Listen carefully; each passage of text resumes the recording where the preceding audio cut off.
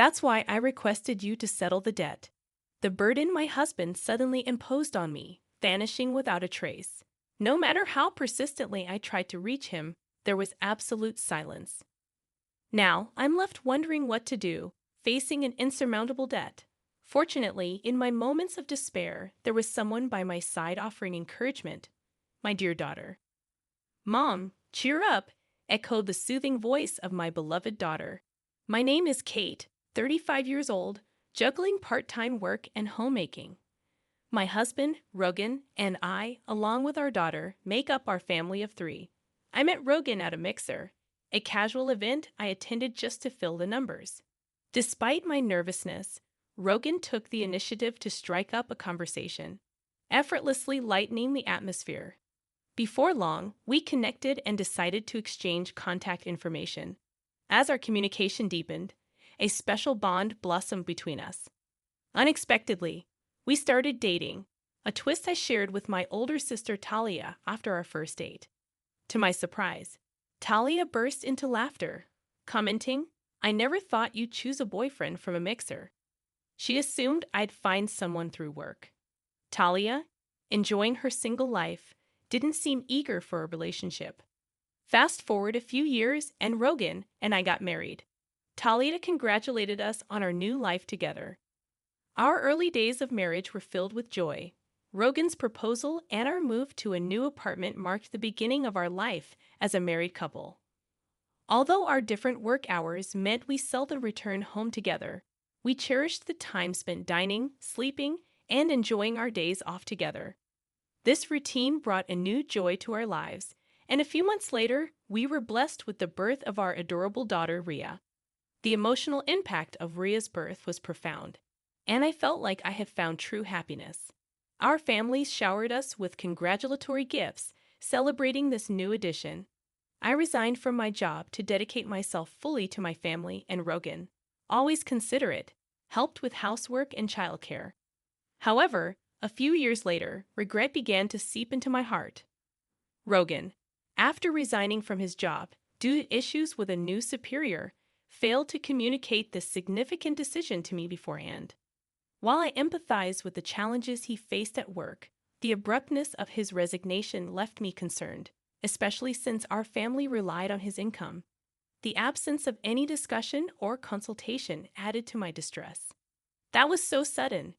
Have you already thought about your next job? I questioned him, grappling with the unforeseen turn of events. Yeah, don't worry. I'll figure something out. Rogan's vague response failed to ease my concerns. However, it seemed the only option now was to trust him. Fortunately, Rogan quickly secured a new job, a relief for both of us. I also considered working, but since Rhea is still young, I want to be there for her at home. Is everything okay at the new workplace? Have you settled in? I inquired, attempting to gauge his well-being. Yeah, somehow. Did something happen? Are you not getting along with your boss or colleagues? I persisted. I told you I'm fine. Don't worry too much.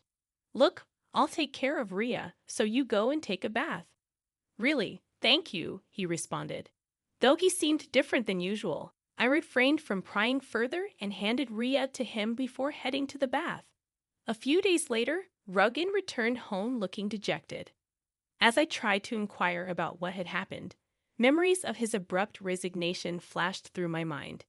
Did he quit his job again within such a short period? I quit my job. I just couldn't get along with the people there. I couldn't stand being constantly directed by someone much younger than me. I just couldn't bear it anymore, he explained. I see, but we'll get through this. We'll find another job. I'll help in any way I can. Suddenly, Rogan's expression changed, and he raised his voice at me. Hey, what's with that look? You don't like that I quit? You're able to eat because I work. You just stay at home and you're acting all high and mighty. After throwing his bag onto the living room table, he continued, Shut up. Just be quiet. Unable to contain his anger, Rogan grabbed a whiskey from the fridge and downed it in one gulp. I had never seen him this angry before. I felt terrified at that moment. Despite my gratitude towards him and efforts to be supportive, An extremely angry Rogan shouted at me for a while, then slumped down on the sofa looking grumpy. I was so shocked that all I could do was accept his words, and this incident created a rift in our relationship. Since then, Rogan has been caught in a cycle of finding and quitting jobs, leaving us in uncertainty with many anxious days. I couldn't keep silent any longer. Rogan, can't you be a bit more serious about your job? If you have complaints, then you work and earn money. You rely too much on me, but there's Ria to consider. So, what's your point? Lately, Rogan has been gradually losing interest in Ria and seems to be avoiding her. When Raya was born, he took great care of her and was genuinely happy. Observing Rogan now, he felt like a completely different person. No matter how much I pleaded, Rogan showed no interest in continuing his work. Eventually, I decided to entrust Ria to Talia and started working on my own. I'm really sorry for having to leave her with you. I apologized to Talia. It's okay.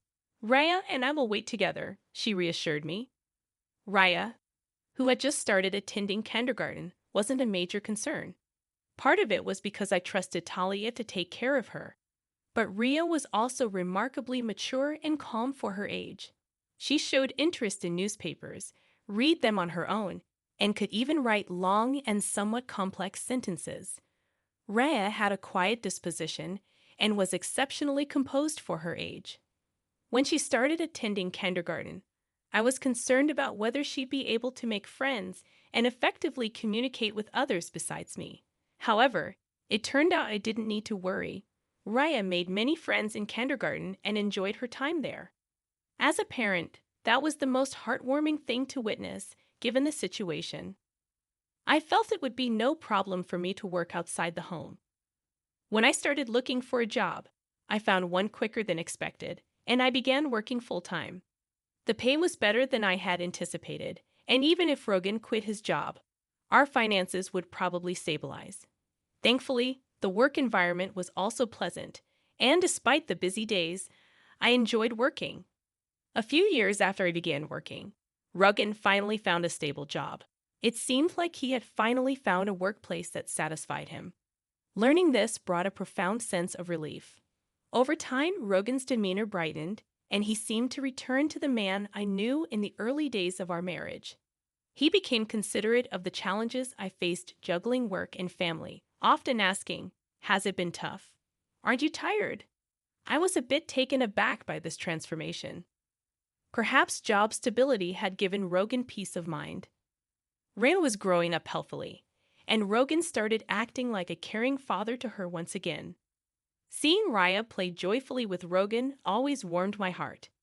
Still, the thought of returning to the way things were before made me anxious about leaving my job. Therefore, I continued to rely on Talia for childcare. "How's Rhea? Is she looking well?" I would ask Talia. "Don't worry. She's playing happily," she reassured me. If Rhea was doing well, I could be at ease. I probably would continue to depend on Talia. I had been considering treating Talia to something she liked as a token of my appreciation. Several years went by, and Rhea was now in the 3rd grade of elementary school. She attended school every day with great enthusiasm. The family's bond was just like before, harmonious and loving. I wondered what had caused the previous rift between Rogan and me. Our home life felt so stable, almost as if the past problems had been forgotten. Then, one day, Rogan made a suggestion. "Ever think about getting a new car?" I was taken aback. "A new car?" "Yeah, our current car is good, but I think it's reaching the end of its life. If it's becoming a hassle to maintain, indeed the car we were using had been purchased quite a while ago. Over the years, issues increased, and the repair costs started to pile up. You might be right. Maybe we should consider a new car." "Yes, I knew you'd agree. By the way, I've already got some catalogs pulled ready." "Thanks." I didn't expect him to be this eager about replacing the car. I was a bit surprised, but we started looking through the catalogs together. "Rhea, come here. Which car do you want to ride in?" "Let's decide together." He called Rhea over, and the 3 of us enjoyed flipping through the car catalogs together. However, I couldn't have imagined that this day would mark the beginning of an unexpected turn of events. A few months later, the new car that the three of us chose was delivered. The car we bought was a brand new model costing over $155,000. The loan was under my name. Generally, people would expect Rogan's name on the loan, but considering his unstable work history, we were concerned about being rejected. I was determined to work even harder from now on and pay off the loan. I was sure Rogan felt the same way, that's what I believed. But my hopes were shattered in an instant. Rogan stopped coming home. He disappeared along with the newly purchased car. Could it be that Rogan got involved in some kind of trouble? What should I do? At that moment, my cell phone rang. The call was from Rogan. "Hello, Rogan. Where are you? What are you doing?" Out of concern, my voice raised unintentionally. "Hey, calm down. But you disappeared all of a sudden, and the new car is gone. What happened? Did you get caught up in some trouble?" I tried to convey how I had worried every day until then, but Rogan laughed at my concerns and said something unbelievable. "Actually, I found a new lover. She's more important to me than you." "What? What do you mean? Let me be clear. I've fallen in love with someone else. I've already taken care of the divorce notice. I'd appreciate it if you stopped getting involved." "Wait, divorce? I can't believe this." I was shocked by the mention of a divorce notice. However, I remembered a discussion we had during a big fight a while ago. Submitting the application to the court means that both parties agree to the divorce. I deeply regretted letting my emotions take control at that time. "Oh, by the way, I have a debt. I'm counting on you to repay it." "What? How much debt are we talking about?" "I think $200,000, give or take. I'm leaving all the repayments to you." With those words, Rogan abruptly hung up the phone. I never thought something like this would happen to me. Were all of his kind smiles in the past just lies? As these thoughts crossed my mind, I could feel the strength drain from my body. "Mom, what happened?"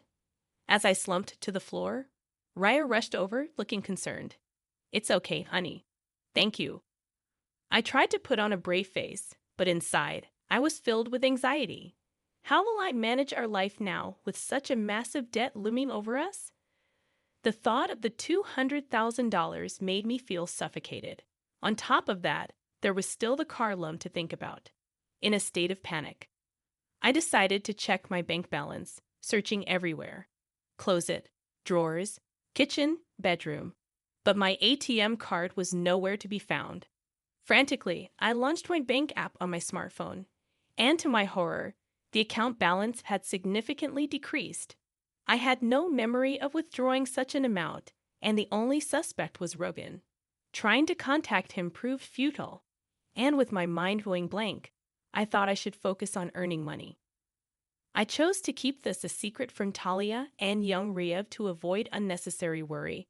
A few weeks after Rogan disappeared, I lost consciousness at work.